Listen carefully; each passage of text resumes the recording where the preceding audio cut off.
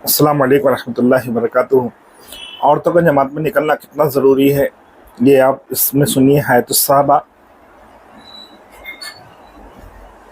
मेरे मुहतरम दोस्तों, बुजुर्ग अज़ीज़ों, इस काम को समझने के लिए और इस रास्ते के खुरूज और उसके मकासद को जानने के लिए हयातुस सहाबा का पढ़ना बहुत ज़रूरी है। शेखुल हदीस व शेखुल मुहद्दिसीन हज़रत मौलाना मोहम्मद यूनुस साहब रहमतुल्लाहि अलैह जौनपुरी ये फरमाया करते थे, मैंने अल्लाह की तौफीक से बेशुमार तसानीफ़ का और अहादीस की और तारीख़ की किताबों का मुताला किया, मगर मैं किसी किताब से इतना मुतासिर नहीं हुआ जितना साहब से मुतासिर। एक मुहद्दिस का ये कहना, ये मैं कहता हूँ कि ये एक मोहर है इस बात पर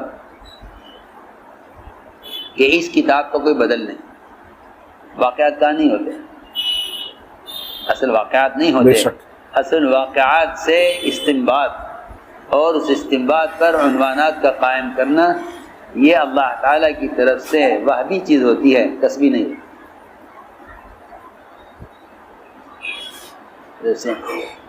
कसबी चीज़ नहीं, ये वहबी चीज़ होती है। अल्लाह ताला अपने बंदों पर इन वाक़यात से जो मकासिद खोलते हैं वो आम लोगों पर नहीं खुलते, और उनके न खुलने की वजह ही होती है कि लोग उनके इस्तिंबातात से इख्तिलाफ करते हैं,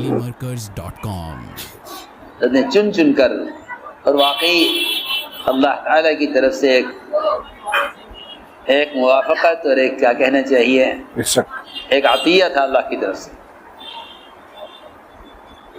कि इस किताब और इस काम के ज़रिए से उम्मत को लौटाकर वहाँ ले जाना था जहाँ उम्मत दीन को कायम करने पर मुज्तमा थी, पर उम्मत बिखर गई, पर उम्मत बिखर गई। बिखरने का मतलब मैं ये कहता हूँ कि उम्मत दीन के शोबों में बिखर गई, उम्मत शोबों में बिखर गई। ये उम्मत की तक़सीम ज़्यादा ख़तरनाक है, क़बाइल और अलवान की तक़सीम से भी ज़्यादा मुज़िर उम्मत का दीन के शोबों में तक़सीम हो जाना है। दौर रिसालत में ये बात नहीं थी। दीन के जितने भी शोबे थे, उम्मत उन तमाम शोबों को लेकर इज्तिमाई तौर पर चल रही, बेशक दावत भी, इबादत भी, तालीम भी, इन तीनों शोबों पर मुज्तमा थी। ये ऐसा नहीं था कि ये तीन शोबे सहाबा की तीन जमातों पर तक़सीम थे, ऐसा नहीं, बल्कि हर ईमान वाला इन तीन शोबों से मंसूब था, हर ईमान वाला, दावत से भी, इबादत से भी और तालीम से। तो मैंने अर्ज़ किया कि अल्लाह के रास्ते में औरतों का निकलना, लोग इश्काल करते हैं। इश्काल की वजह यह है कि जिहाद के बुनियादी मकासद का जानना ज़रूरी है। अगर वो नहीं जानोगे तो इख्तिलाफ करो,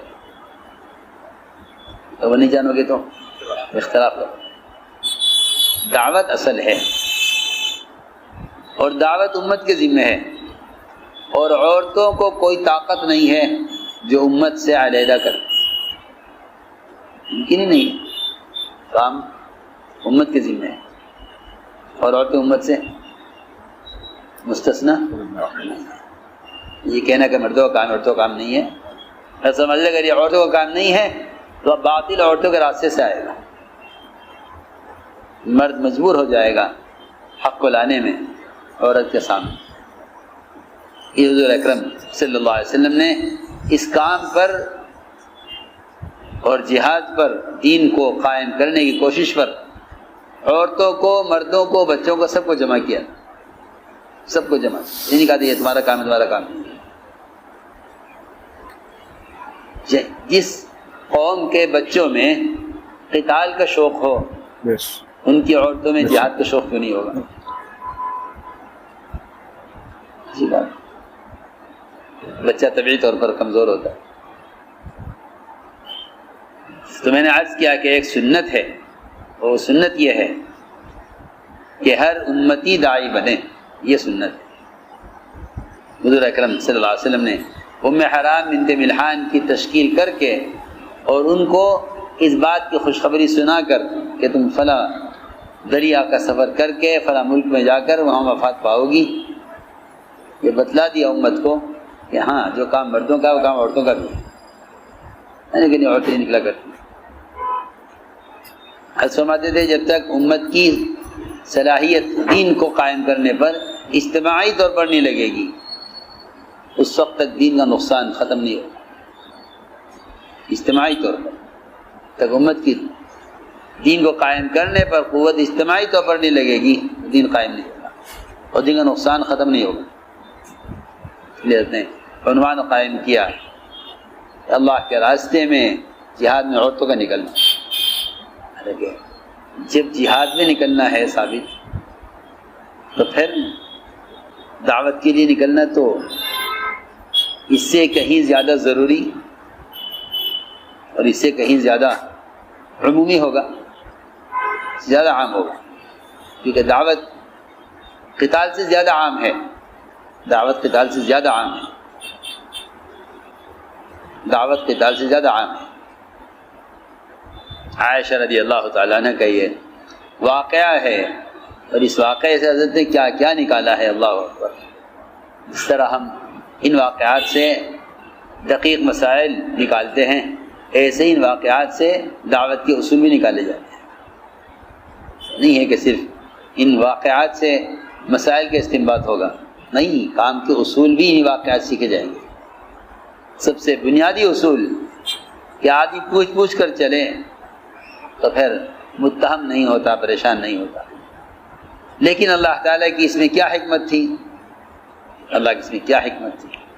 اللہ تعالیٰ کو اس کے ذریعے سے تیمم کا مسائل اور خروج میں اور سفر میں پانی نہ ملنے پر نماز کیسے ادا کی جائے اس کے مسائل بھی سکھلانے تھے.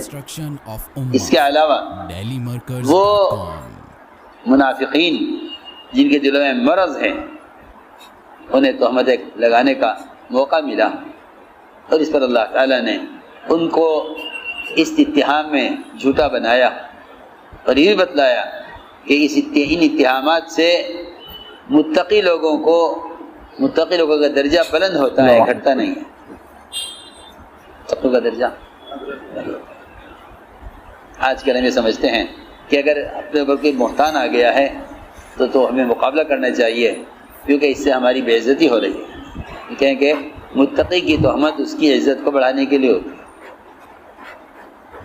متقی پر تہمت عزت کو، جسے نہیں سمجھتے وہ گھبرا کر جواب دے دیتے ہیں، اور جو اس کو سمجھتے ہیں وہ صبر کرتے ہیں. سمجھتے ہیں ان کے لیے تہمتیں نعمت ہوتی ہیں. جو ان اتہامات سے سمجھتے ہیں کہ یہ ترقی کا سبب ہے، جن کی عزتیں جھوٹی ہوتی ہیں وہ سمجھتے ہیں کہ ان تہمتوں سے ہم کام کے قابل نہیں رہیں گے. اور یہی وجہ ہے کفار مشرکین انبیاء اور صحابہ پر تہمتیں لگاتے ہی اس لیے تھے تاکہ یہ عوام میں متہم ہو کر کام کے قابل نہ رہیں. یہ اصل مقصد ہوتا ہے، یہ اصل مقصد ہوتا ہے بہتان کا. موسیٰ علیہ السلام پر اور انبیاء علیہ السلام پر اور خود یوسف علیہ السلام پر اور انبیاء علیہ السلام پر، خود محمد صلی اللہ علیہ وسلم پر، آپ کے گھر والوں پر، ساری تہمتوں کا اصل مقصد یہ تھا کہ جب یہ ایسے ہیں نعوذ باللہ، یا ان کے متعلقین ایسے ہیں تو پھر ان سے ہمیں راہ کیسے مل سکتی ہے. عوام کا اعتماد اٹھانے کے لیے انبیاء اور جو ہے ان کے اہل خانہ سے عوام کا اعتماد اٹھانے کے لیے بہتان لگائے جاتے ہیں. اللہ رب العزت، اللہ اکبر، ان کی عزتوں کو بڑھانے کے لیے اللہ تعالیٰ تہمت لگانے والوں کو جھوٹا کر کے دکھلایا. تو ہم نے عرض کیا کہ یہ سب چیزیں ہیں ان واقعات میں، لیکن مشکل یہ ہے کہ ہمیں لوگوں کا نئی نئی باتوں میں مزہ آتا ہے، پرانے واقعات پڑھتے نہیں ہیں، دھیان سے نہیں پڑھتے. چنانچہ میرے دوستوں عزیزوں، عورتوں کا اللہ کے راستے میں نکلنا، کیونکہ اصل نکلنے کا مقصد دعوت اور تعلیم ہے، اصل نکلنے کا مقصد دعوت اور تعلیم، مستورات کا نکلنا اس لیے ضروری اور اہم ہے تاکہ مستورات تک دین پہنچائیں اور ہر گھر کا ماحول تبدیل ہو۔ اس لیے کہ میں صاف سے بحث کرتا ہوں کہ جتنے کتابیں، رسائل، اخبارات، مجلات اور مختلف آلات، ان میں سے کوئی شکل بھی اللہ نے تذکیر کا سبب کسی کو بنایا نہیں سوائے انسان۔ اگر کوئی آدمی انسان سے ہٹ کر تذکیر کے لیے کسی کو ذریعہ سمجھتا ہے تو وہ اللہ تعالیٰ کے ضابطے کے خلاف سوچتا ہے۔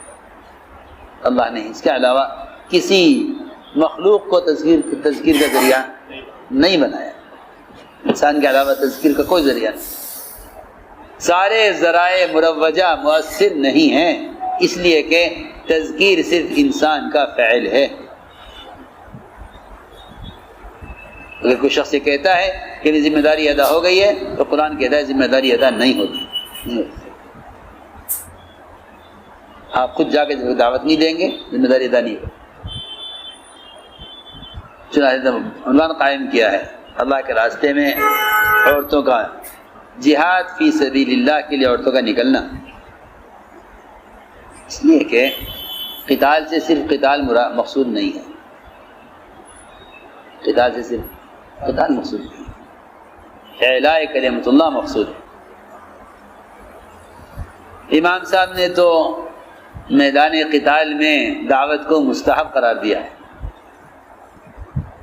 باقی ائمہ کے مقابلے کے درمیان امام صاحب کا مذہب یہ ہے کہ میدان قتال میں دعوت دینا، دعوت واجبہ کے ادا ہونے کے باوجود میدان قتال میں دعوت دینا مستحب۔ چنانچہ حضرت دو عنوان قائم کیے ہیں کہ عورتوں کا نکلنا بھی نہ نکلنا بھی، اسے بھی لوگ تعجب کرتے ہیں، پوچھتے بھی ہیں کہ بھئی یہ ایک ہی کتاب کے اندر دو متضاد باب کیوں ہیں، ایک کتاب دو متضاد باب کیوں ہیں، نکلنا بھی نہ نکلنا بھی، دونوں باب قائم ہیں۔ اس کی وجہ یہ ہے کہ نکلنے کی جو شرائط ہیں ان شرائط کا لحاظ کیا جائے، شرائط پوری نہ ہوتی ہوں نہ نکلا جائے، شرائط پوری کی جائے، یعنی کہ سب نکلیں چاہے شرائط پوری نہ ہو، نکلیں شرائط پوری کریں، شرائط پوری نہ ہو تو نہ نکلیں، یہ مطلب ہے۔ تو دونوں عنوان قائم کیے ہیں، نکلنے کے بھی نہ نکلنے کے بھی، اس لیے کوئی تضاد نہیں ہے، جہاں شرائط پوری ہو وہاں نکلنا ضروری، شرائط پوری نہ ہو نا تو نکلنا نہیں چاہیے۔ ایک صحابی کا نام لکھا گیا اللہ کے راستے میں نکلنے میں، انہوں نے عرض کیا کہ جی میری بیوی حج کا ارادہ کر چکی ہے، مجھے اسے حج کرانا ہے۔ فرمایا جاؤ اس کے ساتھ حج کرو، تو جہاں نکلنے کی شرائط پوری ہوں گی وہاں نکلنا بھی جائے گا، یعنی کہ شرائط پوری نہیں ہوں گی کہ وہاں نکلنا نہیں ہوگا۔ چنانچہ فرماتی ہیں عائشہ رضی اللہ تعالی عنہا، اس قصے میں بہت سارے اصول ہیں۔ پہلی بات تو یہی ہے کہ ہاں جہاں بھی جاؤ پوچھ کر جاؤ، بتلا کر جاؤ۔ دوسری بات یہ ہے کہ جو آدمی اپنی ذات کے اعتبار سے اللہ سے ڈرتا ہے اور محتاط رہتا ہے، اس کو تہمتوں سے ڈرنا نہیں چاہیے۔ حضرت عائشہ فرماتی مجھے یقین تھا کہ اللہ تعالیٰ میرے بارے میں ضرور کوئی آیت نازل کرے، میری برات ظاہر نازل ہو کر رہے۔ حالات سے متاثر تو تھی لیکن مایوس نہیں تھی۔ اللہ تعالیٰ نے آیت نازل فرمائی حضرت عائشہ کی برات میں۔ حضرت عائشہ اس پر فخر کیا کرتی تھی کہ میرے بارے میں قیامت تک کے واسطے برات کی آیتیں اللہ نے تلاوت لازم کر دی کہ لوگ تلاوت کرتے لوگ،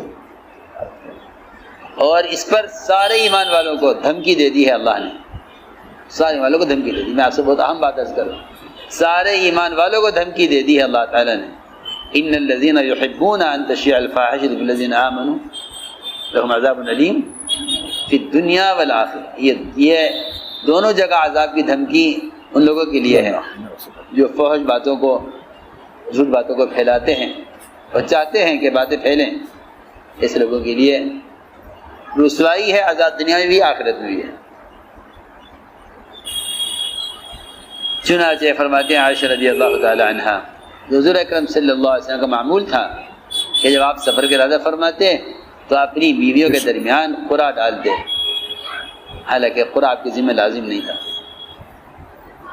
آپ کو قرعہ ڈالنا احسان کی وجہ سے ہے، نہ کہ انصاف کی وجہ سے، احسان کی وجہ سے۔ آپ اس کے پابند نہیں ہیں کہ آپ کون جائے کون نہ جائے، اس کے پابند نہیں، آپ کی خصوصیت ہے، لیکن آپ کے اخلاق اور احسان کا تقاضا یہ تھا کہ آپ ازواج مطہرات کے درمیان سفر سے پہلے قرعہ ڈالتے، جس کا قرعہ نکل آتا وہ آپ کے ساتھ سفر میں جاتی۔ جب غزوہ بنی مصطلق ہوا تو آپ نے اپنی عورتوں کے درمیان قرعہ ڈالا، جس کا آپ کا معمول تھا۔ حضرت عائشہ فرماتی ہیں کہ آپ کے ساتھ چلنے کے لیے میرا نام آ گیا قرعہ میں، آپ مجھے لے کر نکلے۔ فرماتی ہیں کہ اس زمانے میں عورتیں تھوڑا کھاتی تھیں جس سے ان کے بدن ہلکے پھلکے رہتے تھے، اس زمانے کی طرح نہیں کہ زیادہ کھانے سے ان کا بدن بھاری ہو جائے۔ تھوڑا کھاتی تھی، تھوڑا کھانا ہوتا تھا، مشقت کے کام ہوتے تھے۔ اب کھانے زیادہ ہیں، مشقت کے کام ہے نہیں، بدن پھول جاتے ہیں۔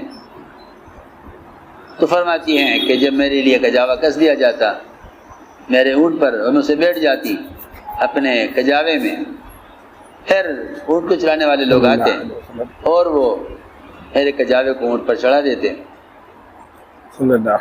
ہودج کے نیچے اٹھاتے، اسے اونٹ پر رکھتے اور اس پر رکھ کر رسی سے باندھ دیا کرتے تھے، یہ معمول تھا۔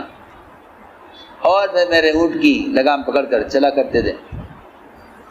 جب حضور اکرم صلی اللہ علیہ وسلم سفر سے فارغ ہو گئے تو آپ صلی اللہ علیہ وسلم واپسی کے لیے مدینہ کی طرف متوجہ ہوئے۔ جب قریب پہنچے مدینہ منورہ کے تو آپ نے ایک رات کہیں راستے میں قیام کیا۔ قیام کے بعد آپ نے وہاں سے کچھ کا اعلان کر دیا، لوگ روانہ ہو گئے اور میں قضائے حاجت کے لیے وہاں سے چلی۔ میرے گلے میں میرا ایک ہار تھا جو بنو ظفار یمن کے ایک علاقے کی کوڑیوں کا بنا ہوا تھا۔ جب میں وہاں سے فارغ ہوئی قضائے حاجت سے تو وہ میرے گلے سے نکل گیا، ایسا کہ مجھے پتہ نہ چل سکا۔ جب میں واپس آئی کجاوے میں تو میں نے ہار دیکھا اپنے گلے میں، تو میں نے ہار گلے میں نہیں پایا۔ چنانچہ میں اپنی جگہ واپس آئی ہار کی تلاش میں نے ہار تو پا لیا، لیکن جب واپس آئی تو قافلے کو نہیں پایا، وہ روانہ ہو چکی۔ چنانچہ انہوں نے میرے کجاوے کو یہ سمجھ کر کہ میں اس میں ہوں، ہلکی پھلکی تھی، پتہ نہیں چلا کجاوے میں کہ آپ ہیں یا نہیں ہیں، انہوں نے اٹھا کر کجاوا باندھ دیا سواری پر اور لے کر روانہ ہو گئے۔ اور سب کا خیال یہ تھا کہ میں کجاوے کے اندر موجود ہوں۔ چنانچہ میں نے کجاوے کو اٹھایا اور اون پر رکھا، اس کو باندھا، اور مجھے کسی کو شک بھی نہیں تھا اس بات کا کہ میں اس میں ہوں۔ چنانچہ وہ میری اونٹ کی لگام پکڑ کر نکل لیے۔ میں واپس پلٹ کر آئی، آ کر دیکھا کہ لشکر تو وہاں سے روانہ ہو چکا ہے، نہ وہاں کوئی بات کرنے والا تھا نہ کوئی جواب دینے والا تھا، وہاں کوئی نہیں تھا۔ چنانچہ لوگ روانہ ہو گئے، میں وہیں اپنی اوڑھنی اوڑھ کر چادر لپیٹ کر لیٹ گئی اسی جگہ پر، اور میں نے جان لیا کہ جب وہ مجھے نہیں پائیں گے تو واپس آئیں گے میری تلاش میں۔ کہتے ہیں خدا کی قسم میں لیٹی ہوئی تھی، اچانک میرے پاس سے صفوان بن معطل سلمی گزرے اور یہ لشکر کے پیچھے چل رہے تھے، کسی کا سامان گر جائے، کسی کی کوئی چیز کھو جائے، راستے سے اٹھانے کے لیے کوئی رہ جائے اس کو ساتھ لینے کے لیے وہ پیچھے چل رہے تھے۔ یہ معمول تھا کہ ایک آدمی کو بیچ رہا جاتا تھا تاکہ وہ لوگوں کی حاجتیں اور ضروریات کو دیکھتا رہے۔ اس آدمی نے لوگوں کے ساتھ رات نہیں گزاری تھی، چنانچہ انہوں نے مجھے دیکھا اور دیکھ کے میری طرف آئے، اور انہوں نے مجھے دیکھا ہوا تھا پردے کے نازل ہونے سے پہلے، اس وقت تک پردہ نہیں آیا تھا۔ مجھے دیکھا تو فوراً انا للہ پڑھی، کہا انا للہ و انا الیہ راجعون، یہ تو اللہ کے رسول صلی اللہ علیہ وسلم کی محترمہ ہیں، آپ کی اہلیہ محترمہ ہیں، یہاں کیوں ہیں؟ اور میں اپنے کپڑوں میں اچھی طرح لپٹی ہوئی تھی، کپڑے میں اچھی طرح لپٹے ہوئے۔ میں نے مجھ سے پوچھا کہ کیوں پیچھے رہ گئی آپ، کیا بات ہو گئی؟ سبحان اللہ، کیا ادب ہے. فرماتی ہے کہ میں اس بات کو جواب نہیں دیا، اس کی بات کا کوئی جواب. اتنے سخت حال میں بھی نامحرم سے بات نہیں کی. سوچیے تو صحیح، آج کل لوگوں نے دنیاوی ضرورتوں کے لیے معاشرے کو ختم کیا ہے، معاشرے کو برباد کیا ہے، ضرورتیں گنجائشیں نکال کر، اور سارا مداری جواز پر ہے. سنت اور شریعت اور احتیاط اور تقویٰ تو ختم ہو چکا، تو جواز پر ہے سب. اس موقع پر بھی کہتی ہیں میں نے کوئی جواب نہیں دیا. اور یہی انبیاء علیہ السلام اور ان کی ازواج مطہرات کا یہی معمول رہا ہے. حالانکہ فرشتہ آیا تھا مریم کے پاس، کیا تھا فرشتہ، اور فرشتے تو معصوم ہوتے ہیں. انہوں نے جواب یہ دیا تو کتنا ہی متقی ہو مگر میں سے بھی تجھ سے اللہ کی پناہ چاہتا ہوں. کیا کہا نا؟ تو کتنا ہی متقی کیوں نہ ہو میں تجھ سے پناہ چاہتا ہوں. بتائیے پھر ہو جائے گی کیا حیثیت رہے گی کہ عورتیں ولی سے پردہ نہ کریں کہ نہیں؟ فتنے کا اندیشہ نہیں ہے. ارے فتنے کا اندیشہ نہیں، وہاں پر فتنے کا اندیشہ تھا. اور ادھر مریم، ادھر فرشتہ معصوم، جس میں گناہ کی کا مادہ ہی نہیں ہے. اسے کیا کہا؟ انی اعوذ بالرحمن منک ان کنت تقیہ، اگر تم متقی بھی ہے تبھی میں تجھ سے اللہ کی پناہ چاہتی ہوں. میرے سامنے ہٹ جا. مولانا الیاس صاحب رحمۃ اللہ علیہ کی اہلیہ صاحب کی والدہ باہر سے بے پردہ آنے والی عورتوں سے مردوں کی طرح پردہ کرتی. کیونکہ عورت اندر داخل ہوئی، وہ اماں جی نے فوراً اماں جی نے پردہ کر دیا. اماں جی نہیں، یہ تو عورت ہے، آپ پردہ کر رہی، یہ عورت ہے، یہ تو باہر سے بے پردہ آئی، یہ تو مرد ہے، عورت کہاں ہے؟ کون ہے؟ واقعی میں کہتا ہوں ان ساری قیودات کی وجہ سے نمازوں میں کمال تھا. تو کچھ بھی نہیں کہو گے، کوئی پہنچ جاؤ گا کسی مفتی کے پاس فتویٰ لینے کو، وہ کہہ دے گا جائے گا سخت ہے نہیں. ہاں سب بات مالیہ صاحب کی اہلیہ کس سے؟ بے پردہ عورتوں سے پردہ، مردوں کو دیکھتی پھر رہی ہے، عورت کہاں رہی.